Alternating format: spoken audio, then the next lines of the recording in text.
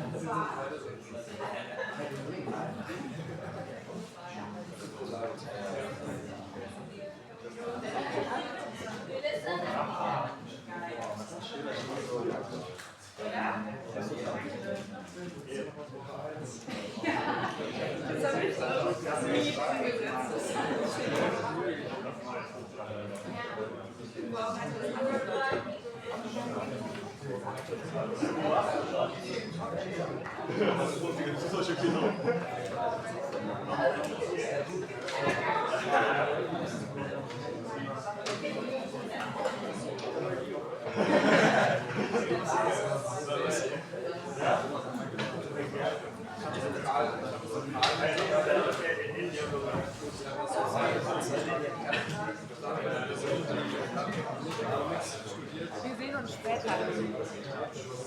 Oder doch nicht. Achso.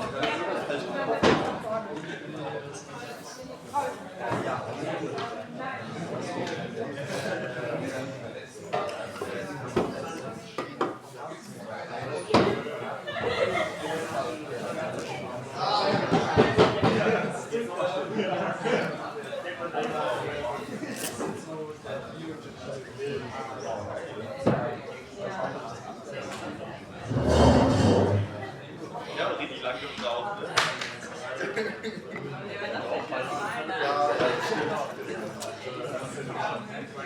Eine Mate-File ist 30, muss ich sagen, da bin ich auch wirklich. Eine Mate-File ist 30, da bin ich bereit, das zu zahlen. Was Marktpreise angeht, bin ich tatsächlich gar nicht. Bist du nicht drin? Nee, ich muss sagen, versuche einfach von denen, so lange es geht, zu meinen. an sich ist es richtig. Natürlich. Right. So last time we stopped at the Euler equation from the household problem with infinite horizon, and we derived the Euler equation, which looked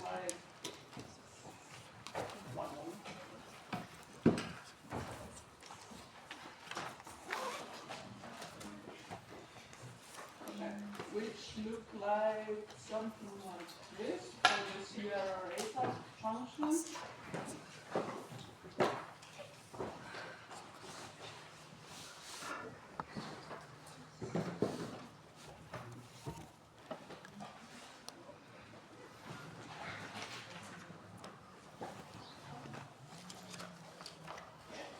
And we said that here it's the marginal loss in utility consuming one less unit today.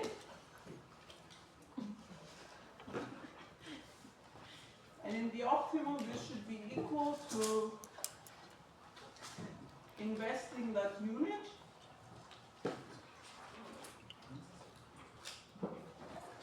and consuming it in the next period.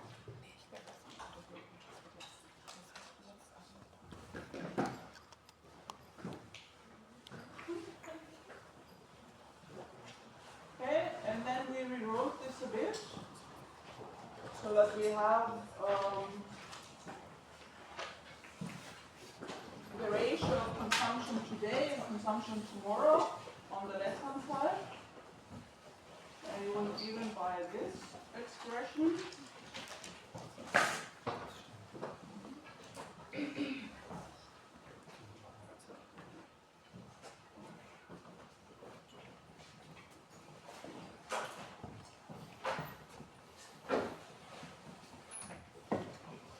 And we said that this 1 over sigma is defined as the elasticity of intertemporal substitution.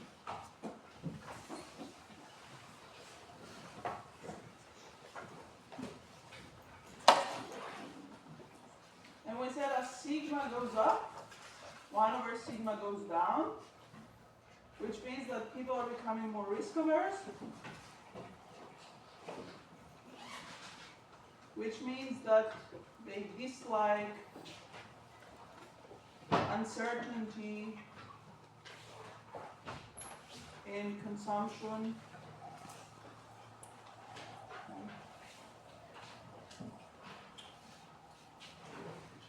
Sorry, 1 second.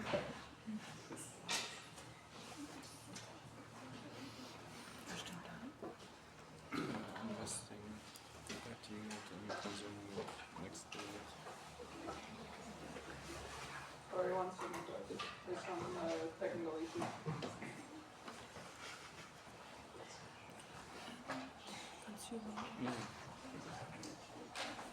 Okay, here. They dislike uncertainty consumption more. Therefore, they smooth their consumption more. And it's where we stopped last time, right? Are there any questions up to here about the Euler equation?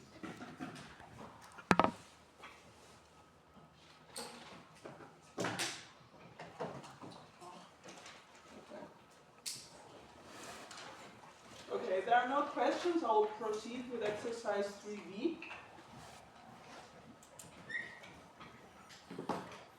Exercise 3. This is still problem set 3. And here we are asked to derive the steady-state Euler equation and the steady-state capital stop. And if you remember, this is a model without any growth. So in the steady state, all variables, for example, capital, consumption, and technology, they should be the same today and tomorrow. And given that, we will proceed with the Euler equation. Just putting the definition of the steady state up here so you remember.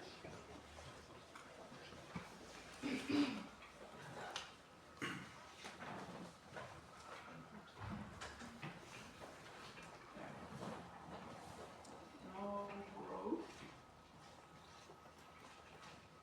So I will just plug in the Euler equation, the definition of the steady state as I've just defined it.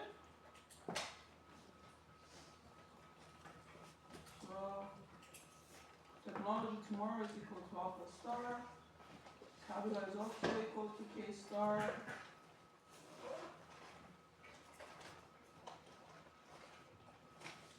And there is 1 over sigma here. Okay, so what do we see? We see that on the left hand side, these two are equal. So if you divide something by itself, this gives you an 1. And then I can also directly, no, let me just write this again. everything on this side stays the same.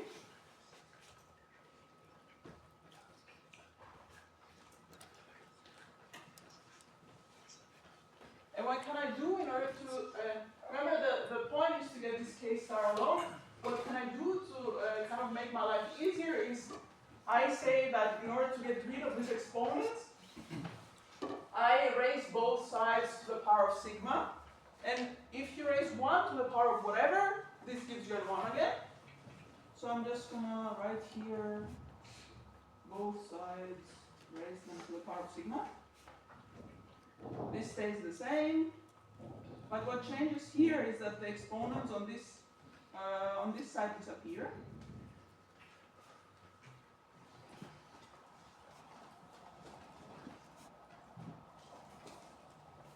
And this makes our life much easier. And then what is the next step? You divide both sides by beta.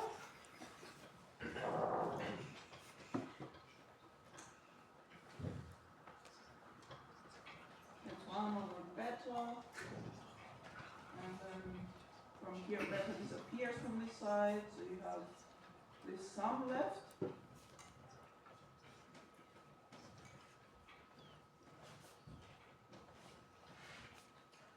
And what else can I do? Okay, I can take 1 minus delta to the other side, so subtract both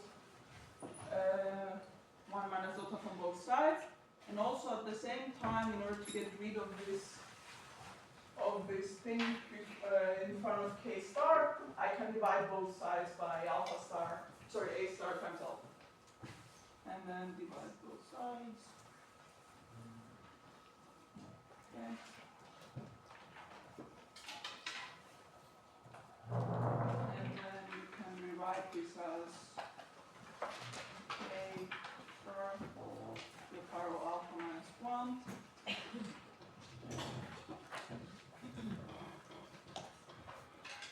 And 1 over beta minus 1 minus delta. Okay?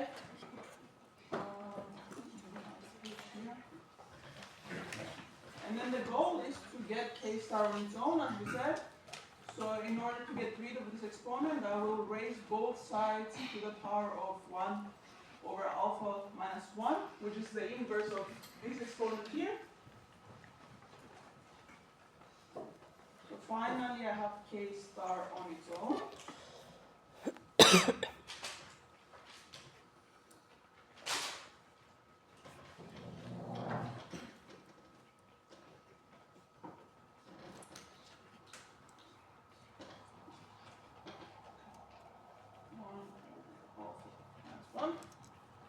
And notice that alpha is less than 1, as we defined at the beginning of the exercise, which means that 1 over alpha minus 1 is actually a negative exponent. And if you have negative exponents, if you want to make your life easier, whatever is in the bracket of the exponent, you can flip it and then make that exponent positive. Okay? And this is what I'll do now. So basically, I will flip this fraction here and then make this exponent positive. So nothing changes here. I just need to flip this. Alpha star alpha. And then this will be divided by 1 over beta minus 1 over beta. Okay. And then don't forget to make the exponent positive. Yeah, works? Okay. And then this is our K star, this is our steady state capital. And we're asked to discuss what happens as beta increases.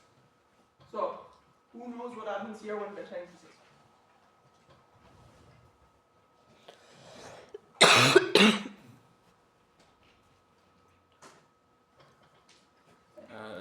As beta increases, K star also increases? Yes. Okay, so as beta increases, 1 over beta becomes smaller. So the whole denominator here denominator, I'm going to call it star, denominator star also decreases, so k star, if the denominator of a fraction increases, so that fraction becomes itself bigger, so k star increases. Perfect, that's the math part. What is the economic intuition? Yep. When beta increases, that means that we get less and less myopic. So, for example, the consumption in t plus 1, I value it more and more the same as the consumption in t, and therefore saving, I guess, becomes more and more intriguing. So therefore I increase my k star. Perfect, yes. So basically, it's exactly right what your colleague just said. So as beta increases, I become more patient or less myopic, whatever you can call it, it's the same. More patient. I value consumption in the future more.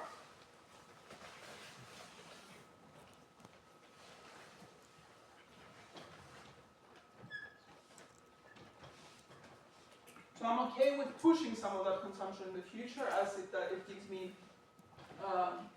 the same utility. So if I push more consumption in the future, today I save more, which leads to k star being larger. Okay? Make sense? Perfect.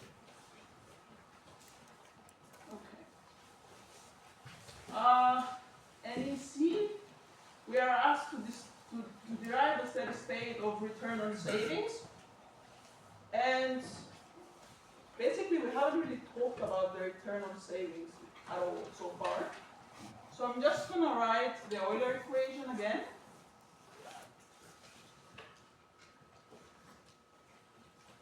This is our Euler equation, just how we derived it.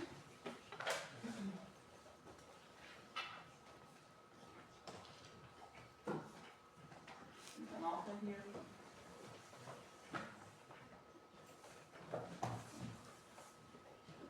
Okay, and yeah, from this now we have to find the steady state of return on savings. Does anyone see where in this Euler equation the return on savings appears?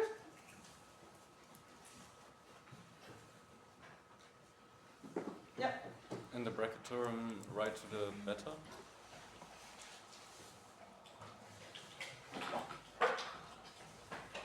Right?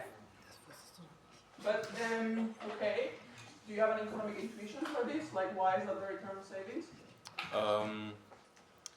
So the part 1 minus is it delta? Delta is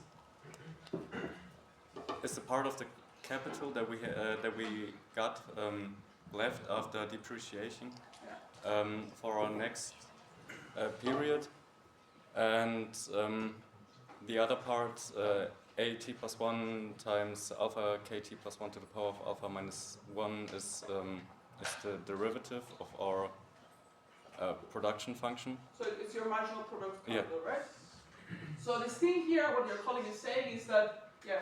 So this is the return on savings you get in period t plus 1 Yes. from what you saved in t. Yes, perfect. Exactly. So the return on savings is equal to the net marginal product of capital.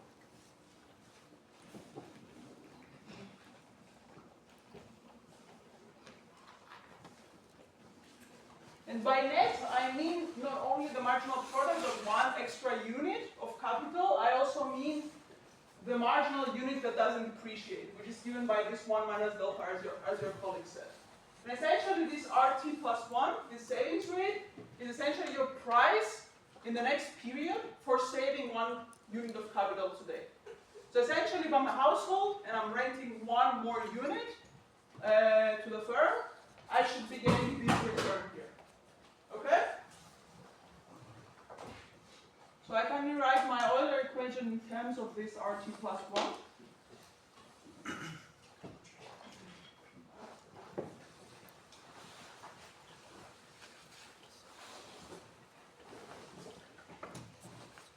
And remember we said in the steady state,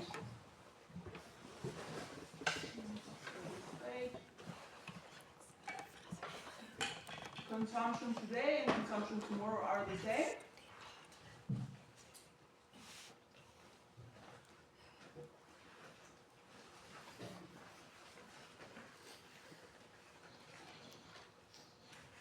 Beta is a parameter, and R doesn't have a 2 plus 1 index anymore because R is also the same tomorrow and today in the steady state, because that's the definition of the steady state. The left-hand side becomes a 1, and we're left with this. So if I rearrange for R, I get that R in the steady state is equal to 1 over beta.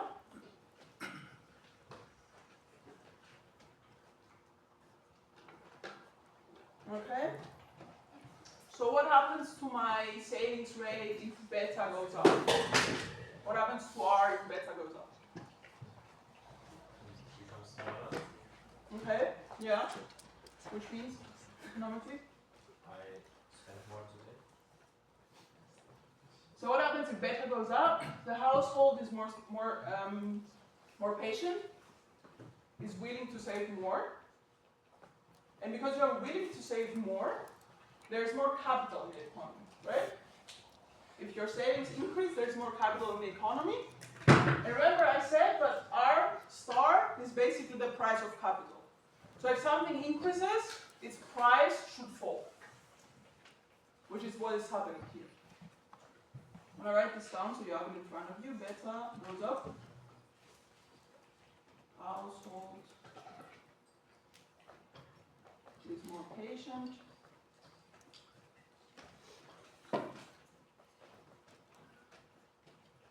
Save more. So K star increases. Remember,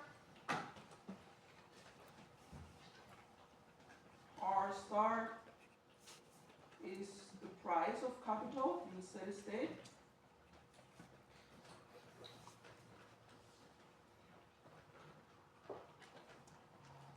If something is in abundance,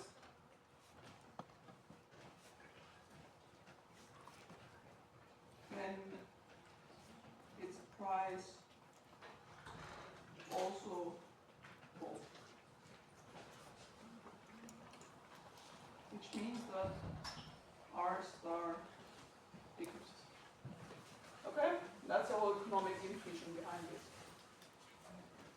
The other part is we defined R star as the net marginal product of capital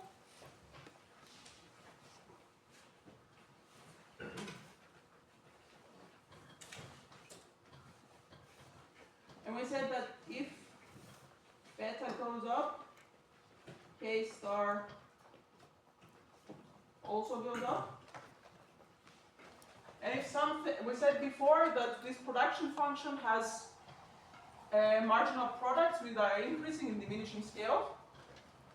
Therefore, if K star goes up, its marginal product goes down. And since R star is defined as the net marginal product of capital, if the marginal product of capital goes down, then R star should also go down. Okay, these are the two ways to think about this.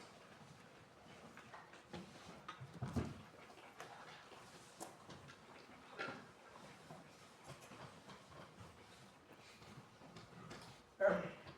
Okay. So this was problem set 3. Are there any questions about the problem set in general?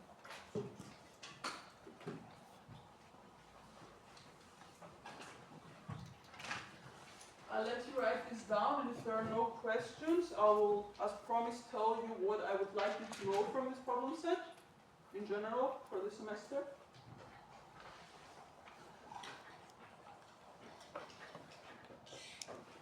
Give me some time to write this down.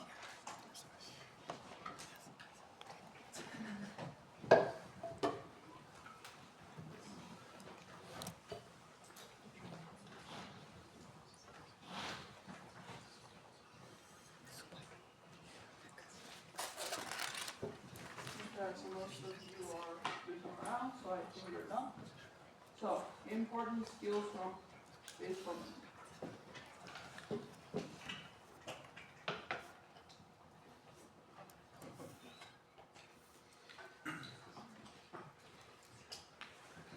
So remember at the beginning of the problem set, we talked about the CRA function,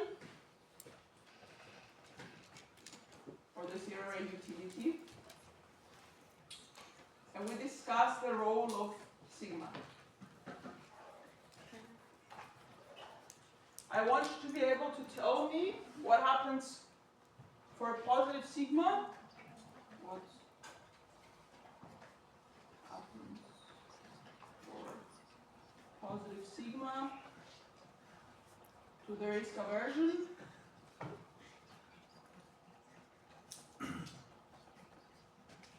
as sigma increases.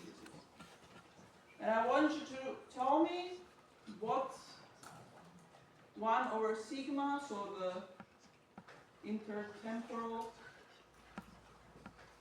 elasticity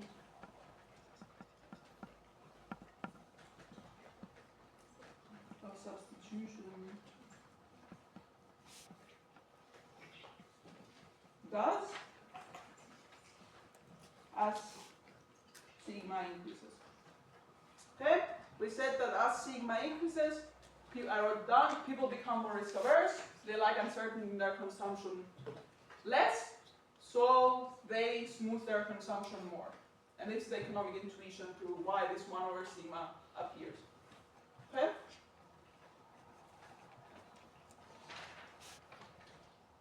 Okay, I also want you to know how to derive the Euler equation.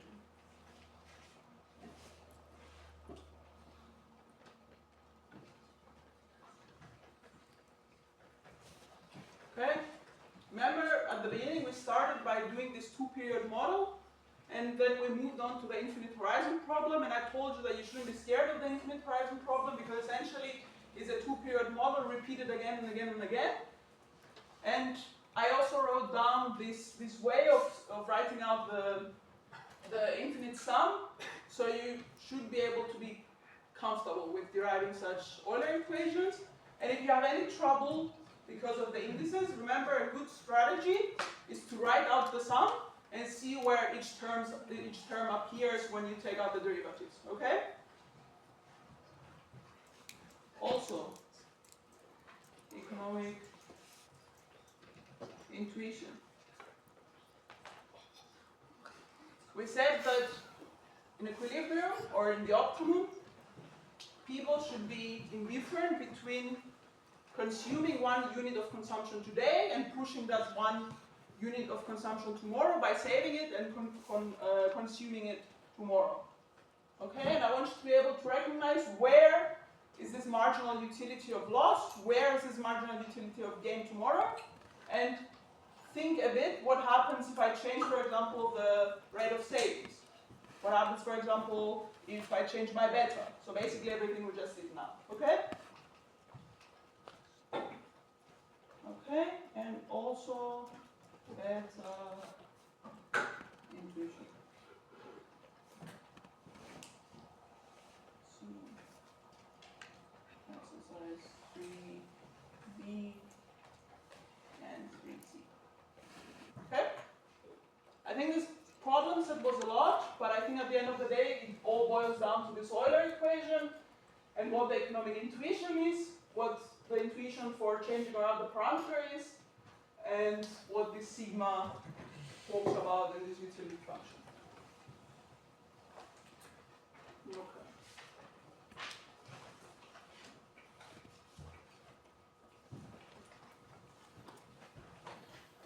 And as always, if there are any questions, stop solve me, write me an email, use the form. Okay?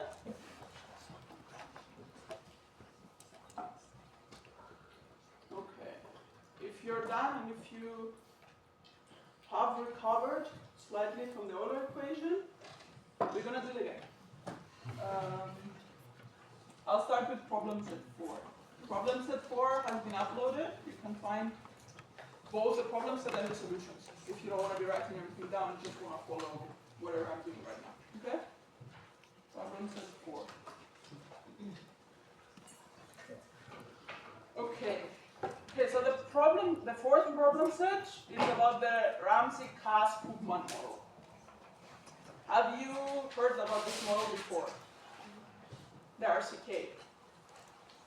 So Brita didn't talk about this yet. So yeah, I know Brita didn't talk about it much, but you don't really need the RCK model for the first two exercises. It only appears in the third exercise. And for now, just ignore the third exercise completely. Brita will talk about the RCK model tomorrow, and then when you've seen it and you have time to digest it, next week we can talk about it, okay?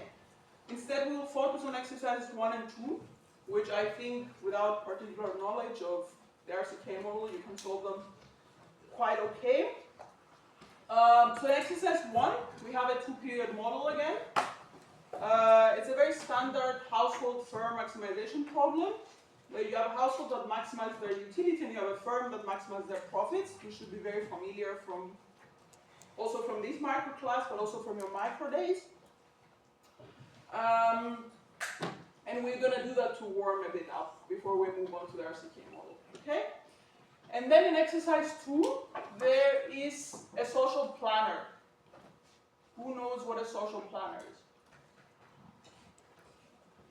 You want to tell me what a social planner is? They basically set a policy or an agenda to kind of influence the decisions and reallocate resources. Yeah. Are you also, you too, I think. No, you, the boys here. In front. No, you.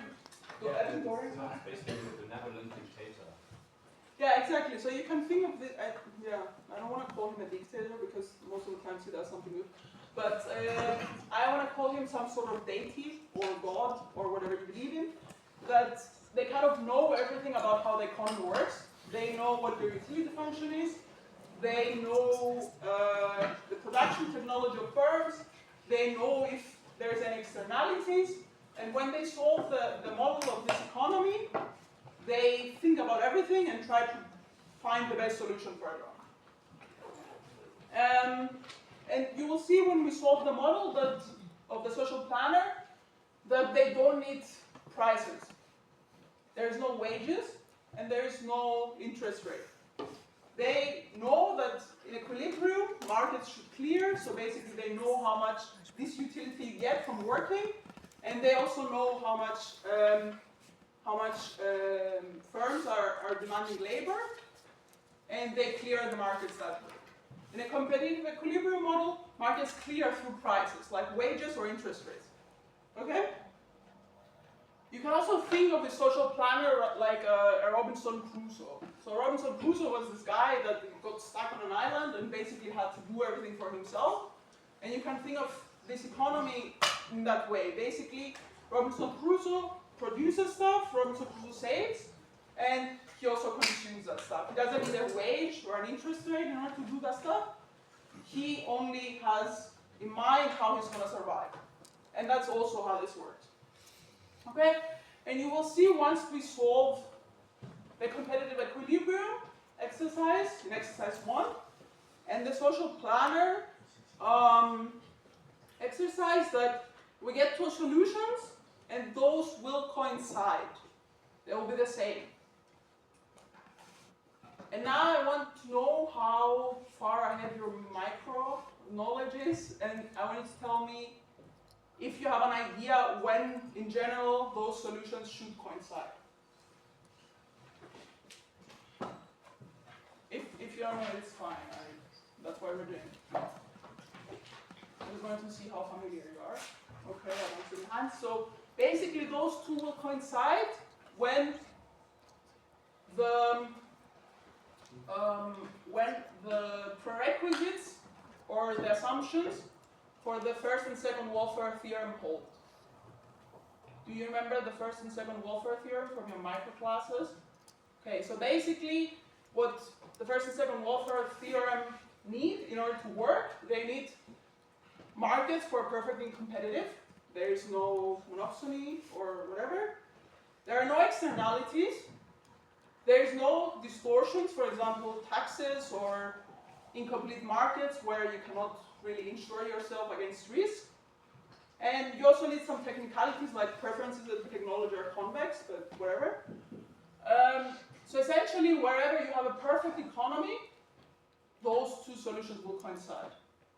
But obviously, a lot of time markets aren't perfect, so the two should not coincide on average. Okay?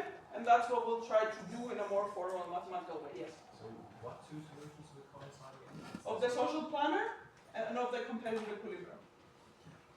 A competitive equilibrium is exercise 1. Social planner is exercise 2. Okay.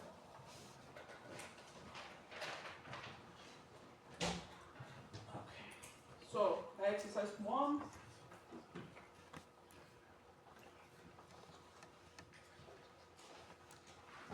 There's a household that lives for 2 periods. They get some capital for free in the first period, and they need to decide how much capital they consume this period and how much they will save for the next period. The utility, they also decide how much they're going to work, which is given by N0 and N1. And then they will supply a firm, which is a represented firm that requires capital and labor in order to produce output. And households will supply that. For supplying that, they will get some wage, and they will get some interest rate on their capital for supplying it to the firm. Okay? So this is a very standard maximization problem.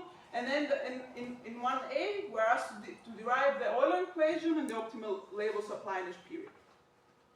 Okay, so this would be set 1a. And the maximization problem is given to you. I'll write it again for clarity.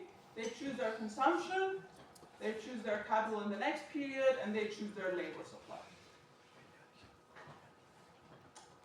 And their utility is given by the law of utility, and an additive term which signals marginal disutility of labor.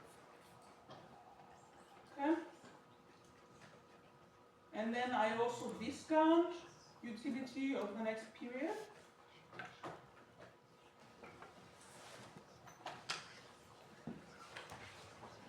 And I also have some budget constraints for both periods.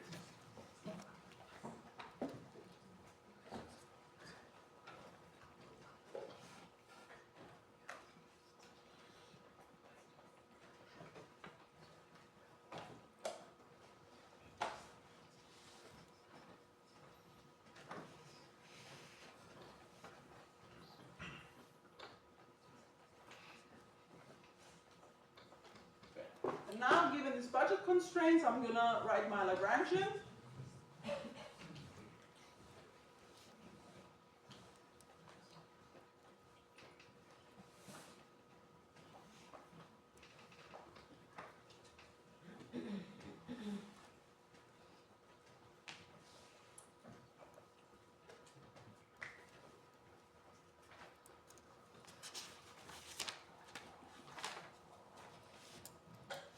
I will also consider, I'll write this here, but know that it's online. I'll also consider my budget constraints.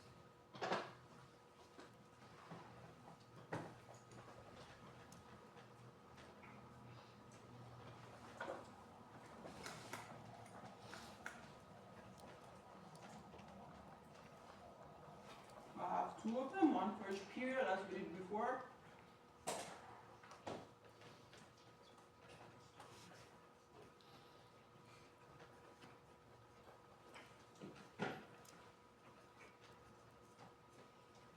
Okay, everybody comfortable with the Lagrangians?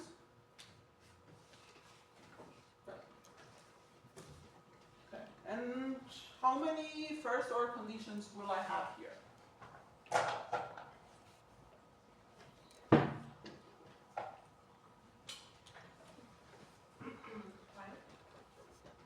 exactly. I'm picking these five variables here. So I will have 5 first-order conditions, 1 for each variable. Let's start by the one for consumption today. So consumption today appears in the log utility, and that's the derivative. And it also appears, where else? Here, okay, in this constraint.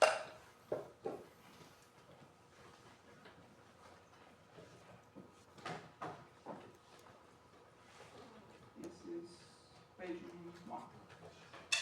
Okay, let's move on with consumption tomorrow.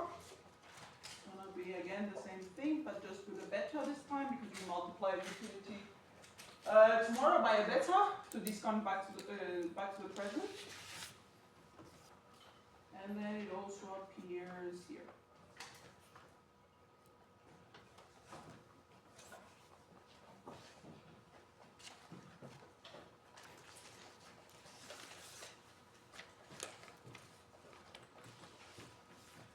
Let's continue with capital tomorrow, because capital today I said we are given, we cannot influence it. Where does it appear? It appears here once, and then here twice.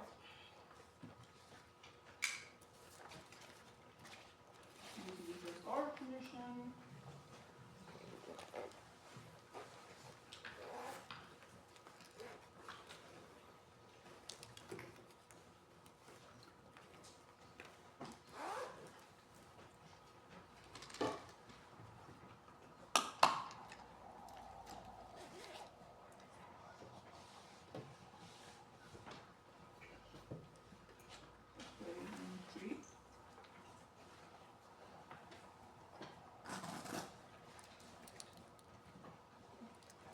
Move on with labor supply today.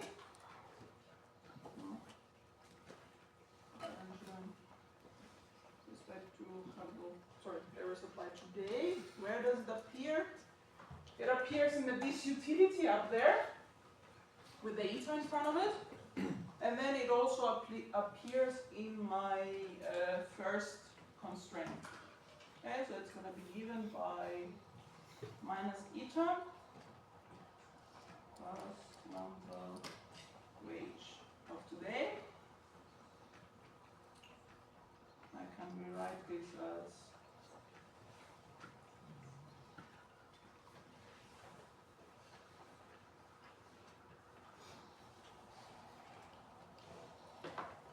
this fourth equation here, and then the same for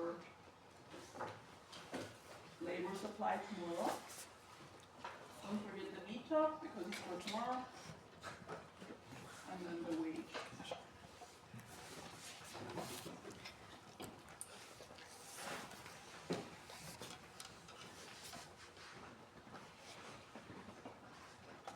This is equation 5.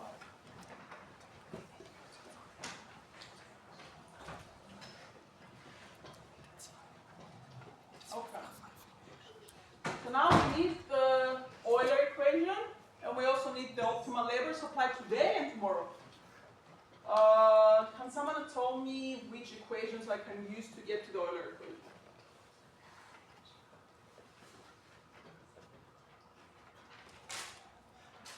Oh, here.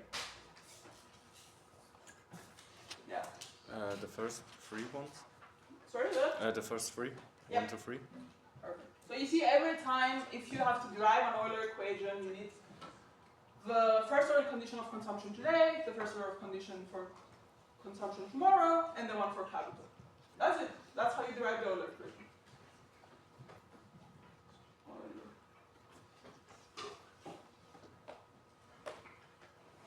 Use equations 1, 2, and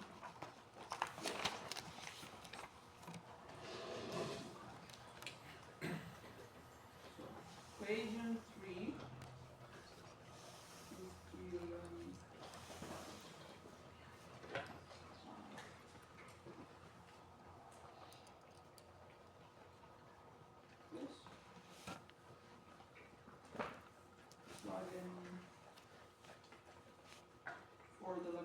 multiplier.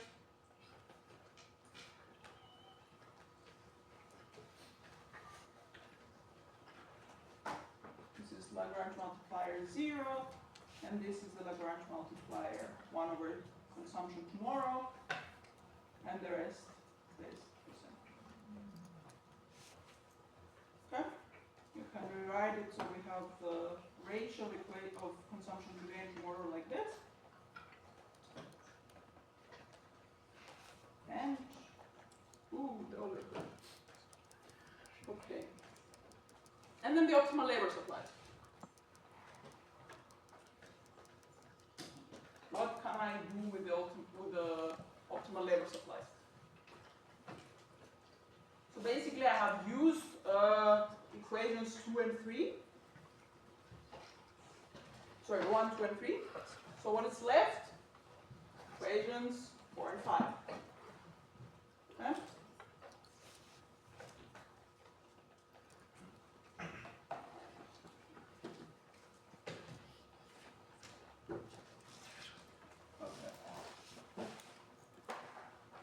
Period 0.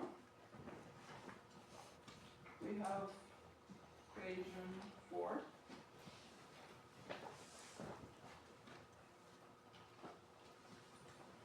And then we know our Lagrange multiplier is given by the marginal utility. I just plug that in.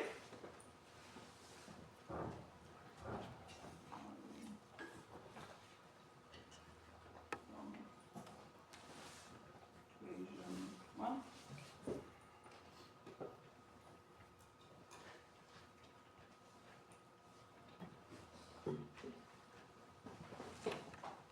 Okay.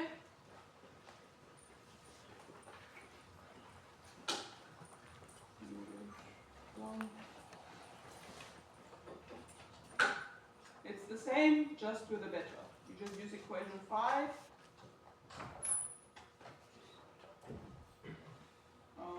Minus beta, lambda 1, weight 1. Plug in lambda 1 from equation 2. And then you have that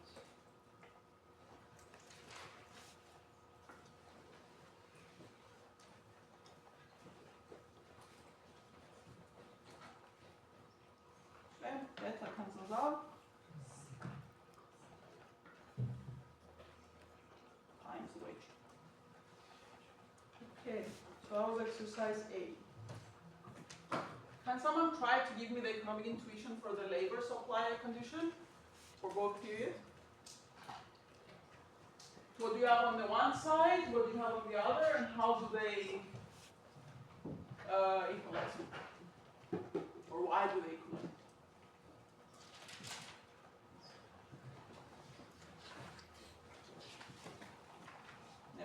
I'm not really sure, but maybe in the optimal labor supply, this utility of labor supply itself, Which is the disutility?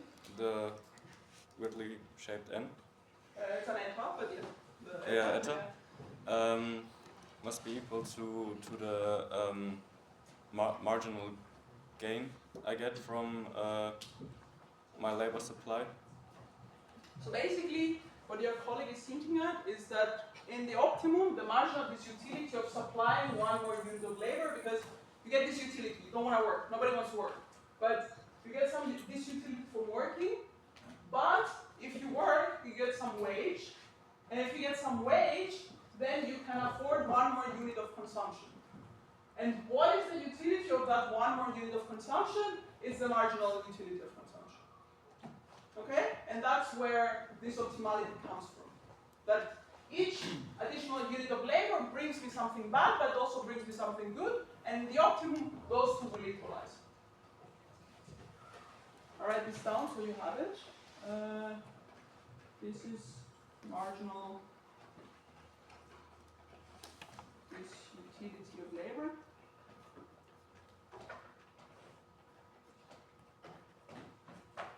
And this is marginal benefit.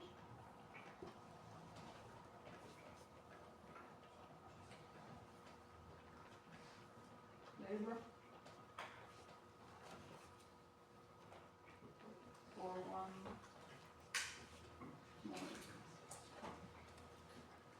village labor. You get a wage.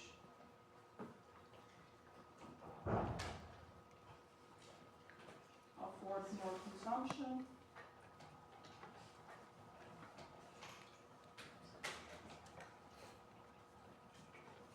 Which is quantified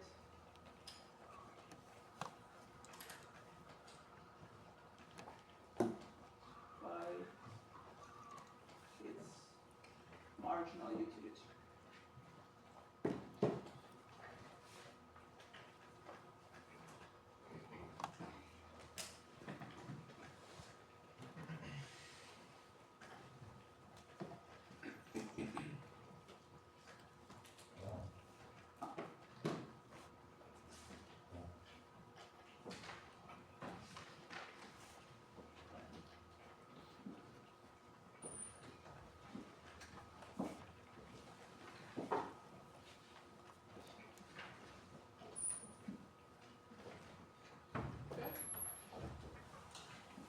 I have a question. Yeah.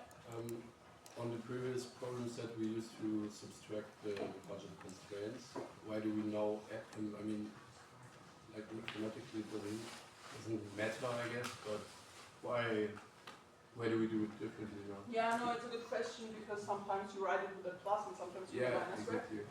So essentially a good way of doing this is, let me write this on the board so you don't get confused. Essentially,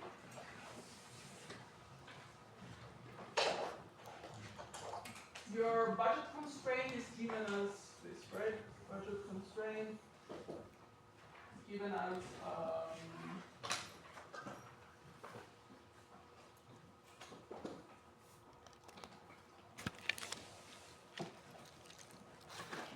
is your income.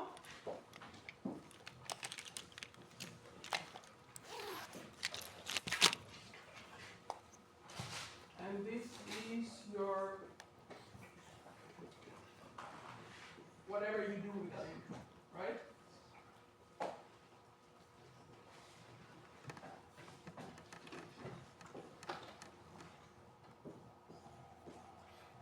Okay? Does that make sense? And basically, we always assume this is an equality. But in general, in maximization problems, this doesn't have to be an equality. It could also be something like this. Okay? Because essentially, you don't have to consume everything or save everything that you get. You could also consume less and have a bit of income left. But it's not optimal to do that, so we always go with an equality. And essentially, how you write the Lagrange multiplier, or a good strategy, is that you find the side of this that is constraining you. This is the income in this case, or the side that could be larger. And then if you write that side first,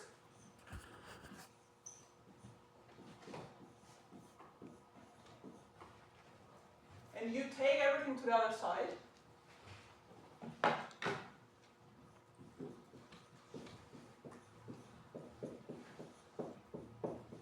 you're left with this. This right. Yes. Okay. And then if your budget constraint has everything before the zero, so basically if it's larger than 0, you can write a plus lambda. Okay?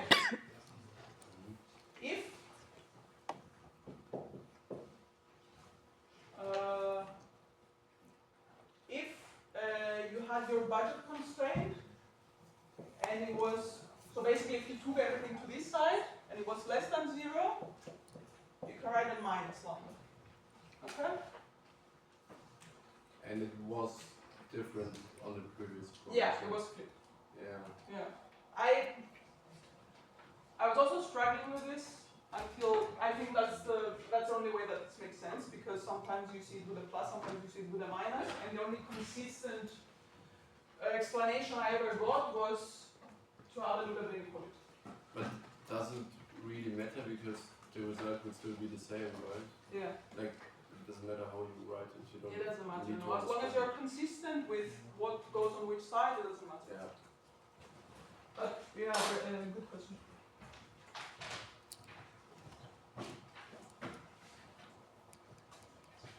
The reason why you know that the side is bigger is that people might save everything. Or The reason that you know is that you cannot consume or save more than your income. If I give you 500 euros, you cannot consume more than 500 euros. Unless you take a loan, but we don't have that. Okay?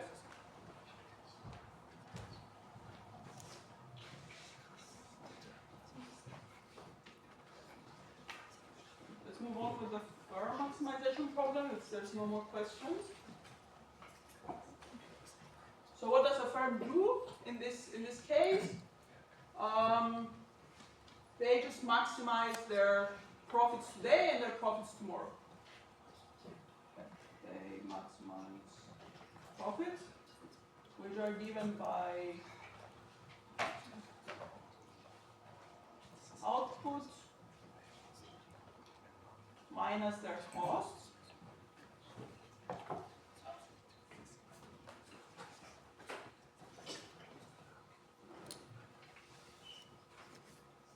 Today, and then their costs tomorrow.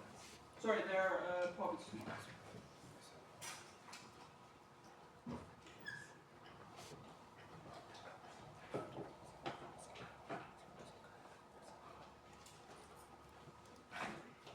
And they choose, so case, do they choose case 0? Yes. They choose how much they want. They choose capital tomorrow. They choose labor supply today and labor supply tomorrow. Like how much they will demand. Okay. Can somebody tell me why I don't have a beta in this equation? Like why I didn't discount the profits for tomorrow? Because for me, the first time I saw this, it wasn't clear why you don't discount the profits for tomorrow. maybe because firms are not risk averse or are optimally risk taking. Ah, okay, that's also a good explanation. But there is neutral, isn't it? Yeah. So beta is equal to 1? Yeah, I mean, it works. I think, yeah. Maybe because firms are short-sighted and they just want to maximize every quarter their profits. Partly, yes. The other part is that firms don't own capital and they don't own labor. So essentially, in each period, they ask for the household, hi, can you give me some labor and can you give me some capital? I don't own anything. And if you don't own something, you cannot save it for the next period, right? So they don't have this intertemporal maximization problem like the household does. They cannot choose how much to save and how much to carry on to the next period. You can think of it that this firm just does something, demands it, produces it, and then dies. And then the next period, a new firm, which is exactly the same, does this maximization problem again. So essentially, if they don't save anything, they don't have an intertemporal maximization problem, so they don't need to discount their firms. They just, sorry, their profits. So basically, in every period, they just demand something, they maximize for that period, and then the next period is the same. Okay? Or there is neutral. I never thought about that, but I think this makes more sense in 3D. Yes? Why is it W0 in the second part of the It's not maximization? It should be W naught.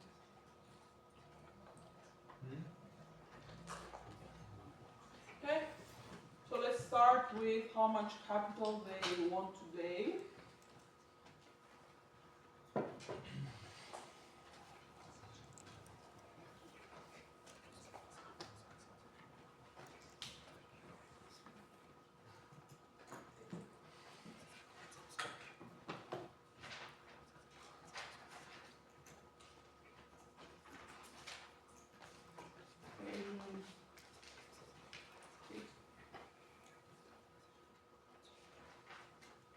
Capital tomorrow, it's the same, just with a different index.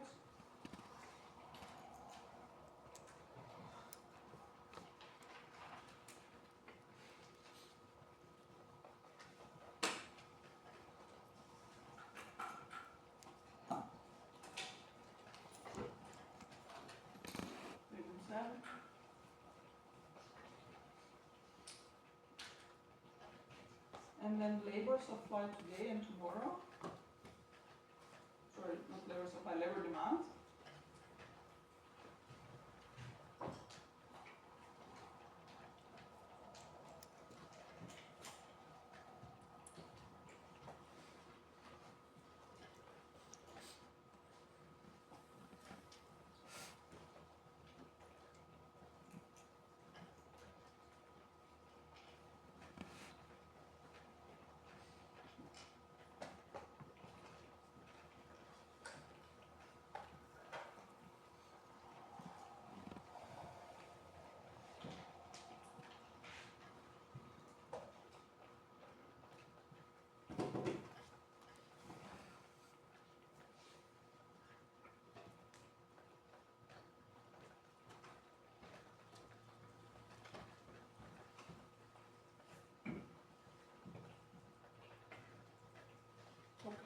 And these are the,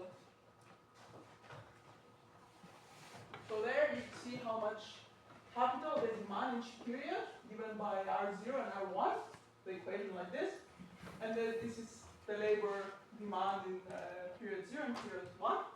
And I think it's very clear that they demand as much labor and they demand as much capital as to see their prices equalize with the marginal product of input.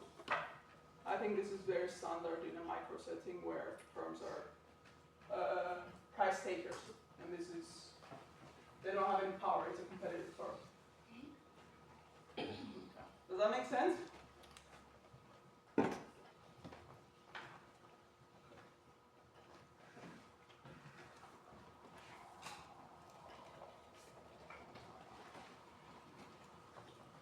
Okay.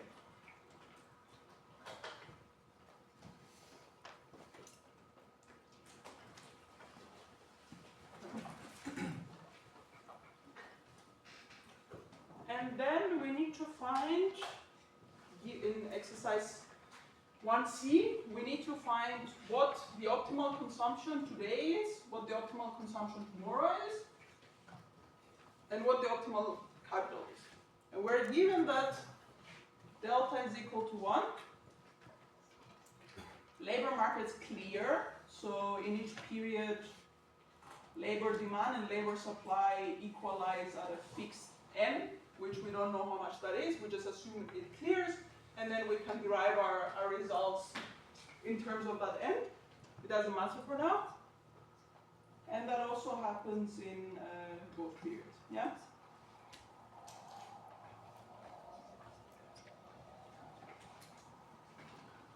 Okay, and this exercise is it's 2 pages long, and I know it's a mess if you look at it. So if I ask you to do such thing in the exam, I think I would provide you with more hints first of all, and maybe I would break it down into like sub-problems, because I think the first time you see this, you have like a bunch of equations, you don't know where to start. But say I'm not nice and I don't give you this, how you would look at it is, I think a good starting point is to see from the budget constraints, which you can use, that consumption today, so C0, and consumption tomorrow depend on K1. So you have consumption today, consumption tomorrow depending on K1. And then from the capital demand, you can see that the interest rate tomorrow also depends on K1. And from the Euler equation, you should see that consumption today and consumption tomorrow also depend on interest rate tomorrow.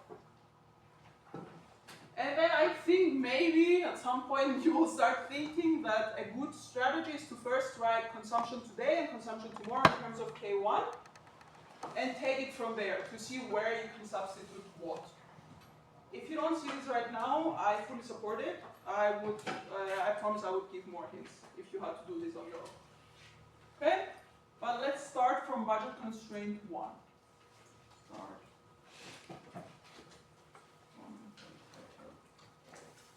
Budget constraint 1. It's given by consumption tomorrow. It's equal to income tomorrow plus whatever capital you have left and you can consume.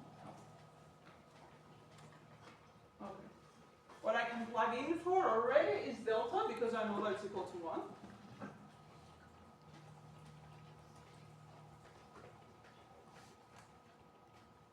This will become 0.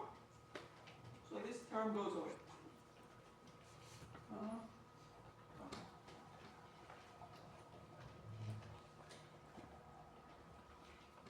And you have just a capital, consumption tomorrow is equal to income tomorrow. Okay? And then you know, hopefully from the maximization problem of the firm, what wage tomorrow and what interest rate tomorrow are.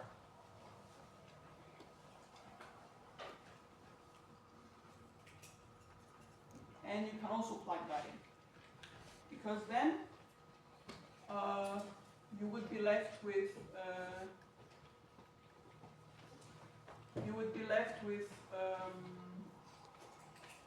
consumption only in terms of labor tomorrow and capital tomorrow. Start to do that, just plugging in.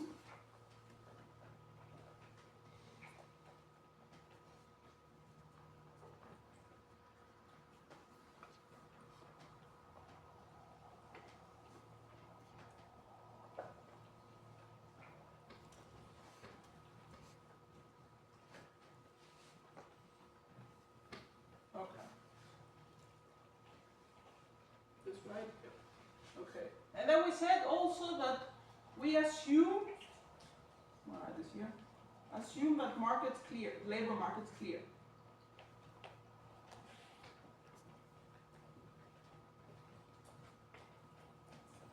So labor supplied, labor demanded are equal to an arbitrarily given n, which we don't care about, but we can use it as a constant, plug that into.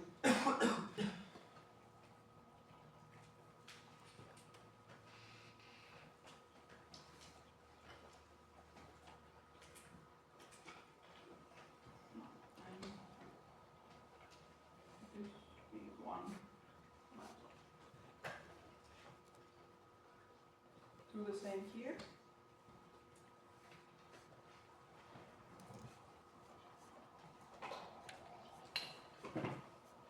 I can already group like terms if I want. So k1 to the power of alpha minus 1 times k1 to the power of 1 can be written as k1 to the power of alpha. And then n is, labor demand is given by this n that we plugged in. Okay? And then you have consumption. You see that you have like terms. You can group those like terms. You see that if you expand this, you get a minus alpha times this term. You have a plus alpha times this term. So what remains is this one here. Okay?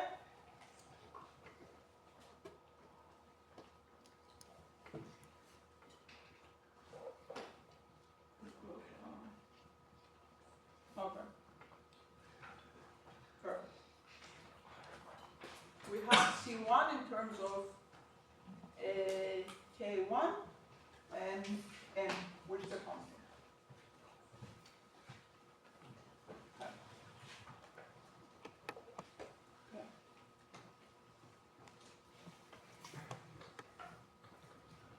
Continue. Okay, and then I said before that we need C0 and R1. Yes. Just a quick question. So the n to the power of 1 minus alpha is there because we multiply L1 to the power of minus alpha by N1, and because those two are the same? Yeah, they're the same. You see here, I assume labor market is clear, so N1 is equal to N1 equal to a constant. Okay? So at equilibrium, you know that there will be some labor demand, there will be some labor supply. If it's an equilibrium, they should be equal. They should be equalized through the wage, right?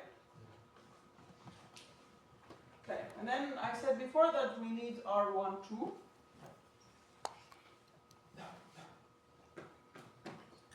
It is given as R1 is equal alpha, basically the marginal product of, the net marginal product of capital. If you go back, where is it? It's here, okay, from the firm maximization problem. And then what I can substitute for is,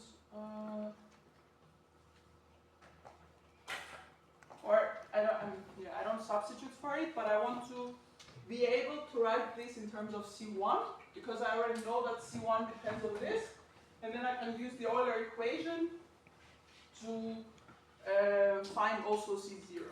So let me first split this up, split this kappa, so R1 is equal to this, and then basically this is the same as saying that K1 to the power of alpha, and then this minus 1 can be written as K1 here, and then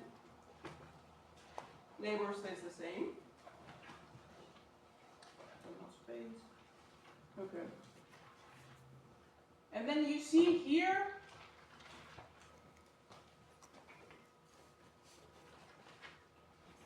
again I can make the same assumption about the markets, but clear. I can write this as alpha. What is this? It should be K, sorry.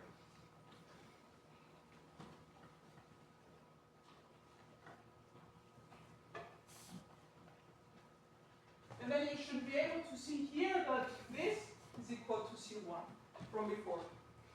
Okay? Okay?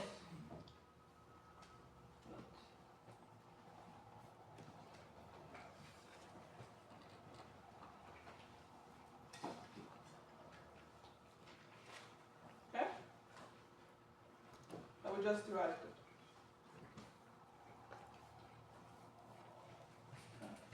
I can just plug in for C1. And then I have the interest rate given by C1 and K1. Okay.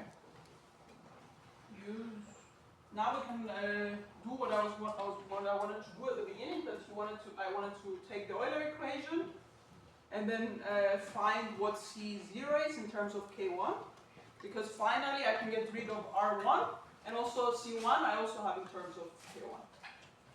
Okay? Use Euler equation.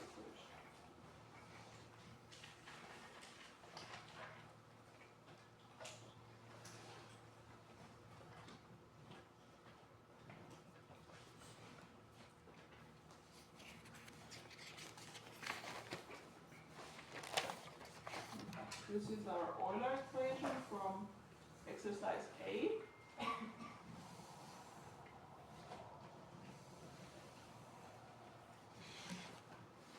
Okay, now I can plug in first of all R1 is equal to alpha C1 over K1.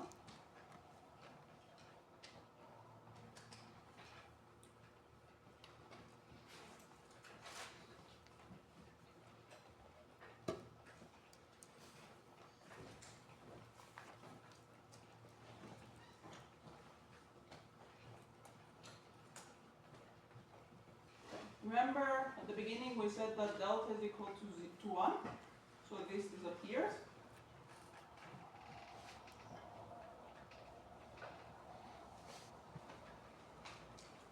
Which leaves me with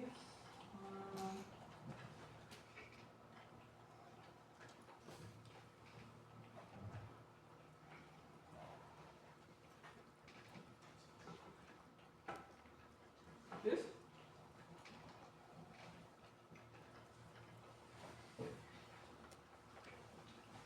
One second.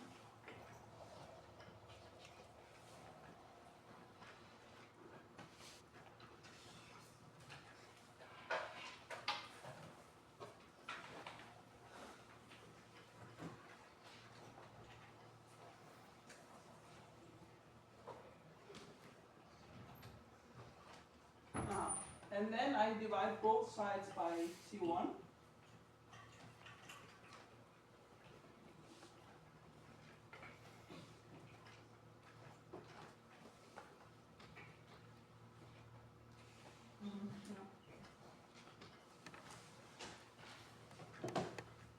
this is 1 over C0, and then this is, and then I can flip both sides by taking the negative exponent of both sides, okay? Q0 is equal to K1 over L. Okay. Okay, now we have C0 and C1 in terms of K1 and some parameters that we can calibrate. And then, what I haven't used so far, it's the budget constraint for the first period. If I do that, I will get two equations for C0 in terms of K1. And I will have two equations for two unknowns, namely C0 and K1. And two equations, two unknowns, I can solve those equations to find each other. Okay? Use budget constraint for period 0. Given the exercise as this long equation here.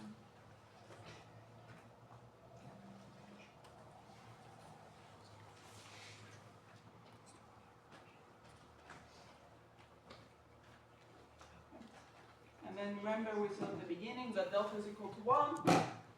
Likely this drops out. And then I am left with consumption is equal to income minus whatever I invest. And again, I can assume in order to get rid of so basically what do we know up to here? We know K0, we don't know K1, and we know N1.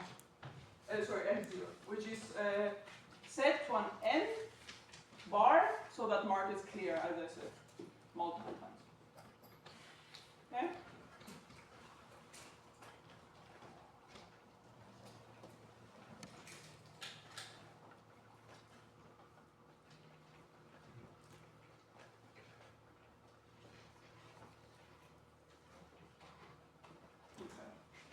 And what I also know from the profit maximization problem of the firm is that the wage is given by the marginal product of labor.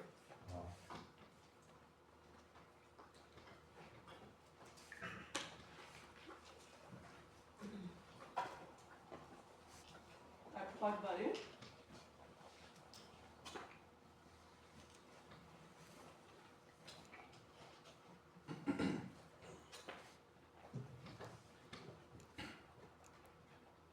I also know R0, which is again the marginal product of capital from the firm maximization problem. And since these two can be written in terms of K0 and this arbitrary N, basically our whole equation will be written in terms of K0, which we know, and also N, which we also assume we know, and K1.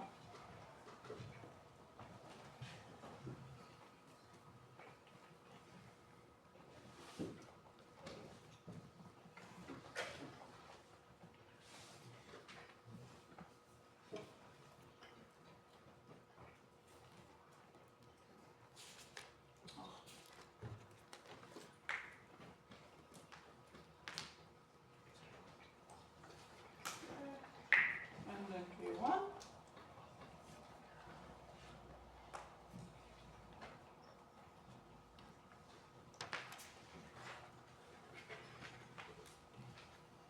See here, the K0 can be multiplied with this term, alpha minus 1 plus 1. Here only alpha remains.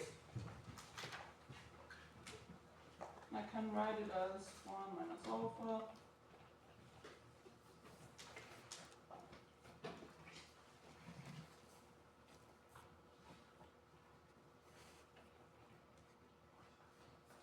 Okay, and then here you see this is the same constant here in terms of K0. K0 and n bar. So what happens here, if you expand this, the 1 remains here, you have minus alpha times this, plus alpha times this, these two cancels out, only 1 remains.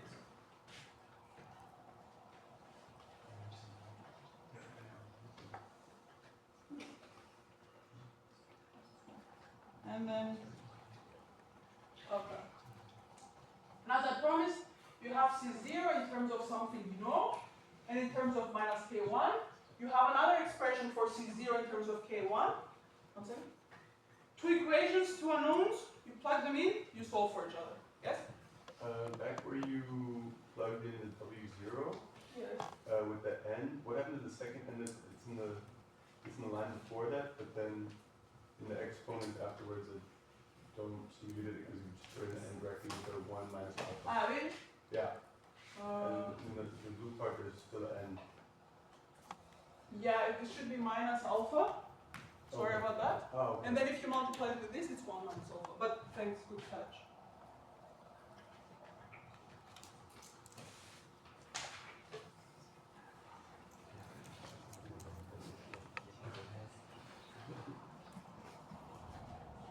Okay. As I promised, you end up with two equations in terms of C0 and K1. You have two unknowns.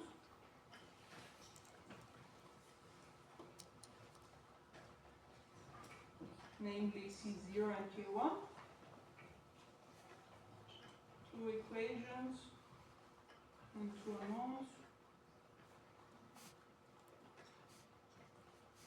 This one unsolvable. Okay. Okay, let's start with C0 is equal to K0 alpha. Okay, and then plug in C0 is equal to K1 over beta alpha.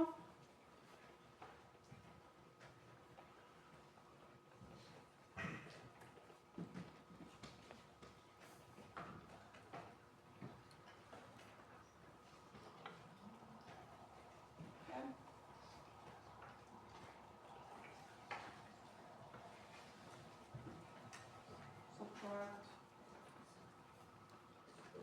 K1 from both sides. You get that you have K1, beta alpha. Sorry, not subtract, add. Add K1 to both sides. K1, A0. I can factor out K1 because it's a like term. What remains is 1 times over beta alpha plus 1 equal to this. I can write that bracket as 1 plus beta alpha over beta alpha.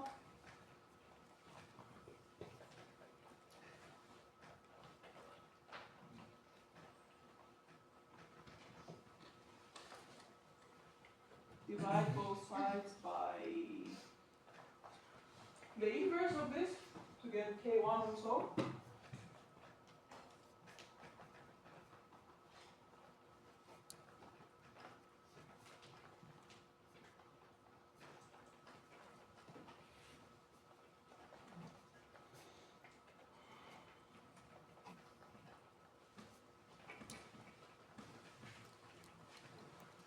Then you finally have, after 5 pages, you have K1. And then once you have K1, remember we wrote C0 and C1 in terms of K1. So you can just plug it in, do some algebra. Do you want me to do the algebra? Okay, thanks. I mean, it's also on the solution. You get that, plug in K1 into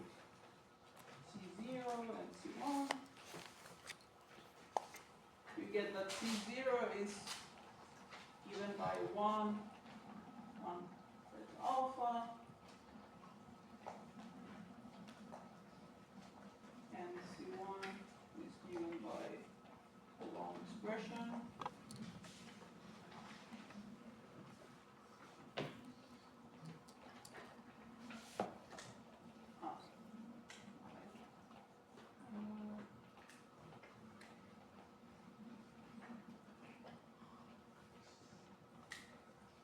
Times okay, the steps are in the solution. Okay. So this was long. In the interest of time, the last exercise of this exercise 1. Basically, you assume that now you tax capital in both periods. And you basically have to derive everything again, but now you have a taxation of capital somewhere. And I want your honest opinion. Should we stop here and then I derive everything next time? Or do you want to have a look at it and I talk a bit about the economic intuition, what happens to the results?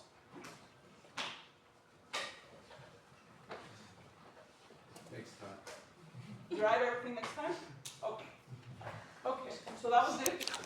I'm sorry for the painful algebra, but you need to be able to do this stuff if you're going to write macroeconomic models. And have a look. If anything is unclear, we can talk about next week. Yeah, that's it.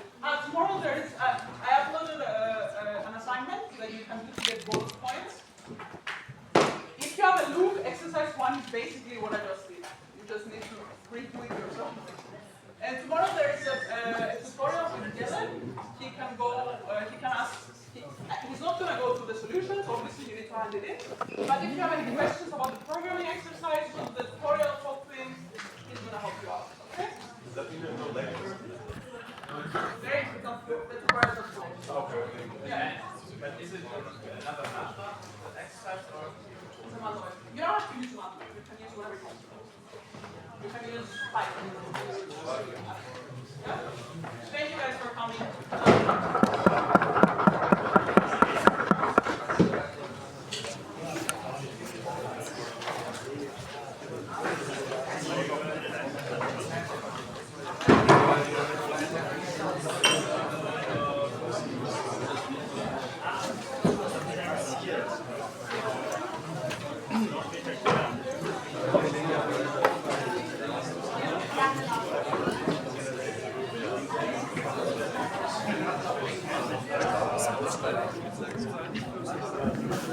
Das ist ja freut mich, aber so.